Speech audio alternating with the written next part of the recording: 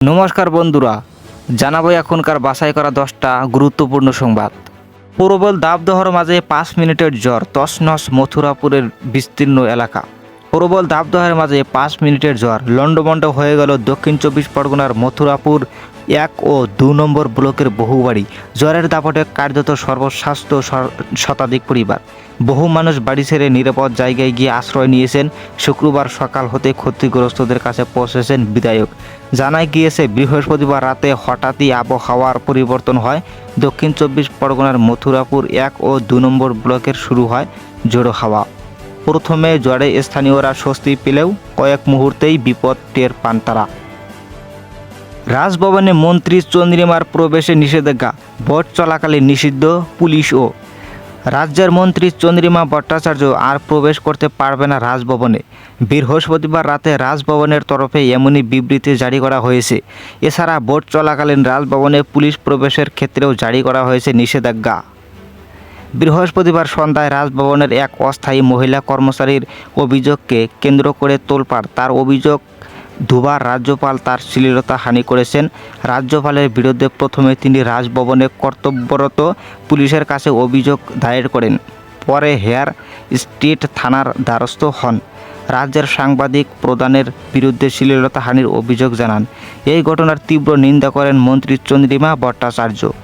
তিনি বলেন, মন্ত্রী চন্দ্রিমা ভট্টাচার্য বলেন, নারী নির্যাতনের অভিযোগ উঠেছে রাজ্যপালের বিরুদ্ধে। তার বিরুদ্ধে থানায় অভিযোগপত্র জমা দিতে গিয়েছেন এক মহিলা। আদানির 6 সংস্থাকে শোকজ নোটিশ সেবির, একাধিক নিয়ম ভঙ্গের অভিযোগ। বড়সড় ধাক্কা খেল আদানি গোষ্ঠী। একাধিক অভিযোগে আদানির 6 সংস্থাকে নোটিশ পাঠালো সেবি।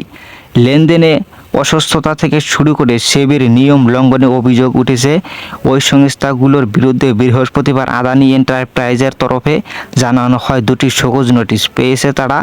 চলতি বছরের প্রথম ত্রৈমাসিকের ভিত্তিতেই এই নোটিশ পাঠানো হয়েছে।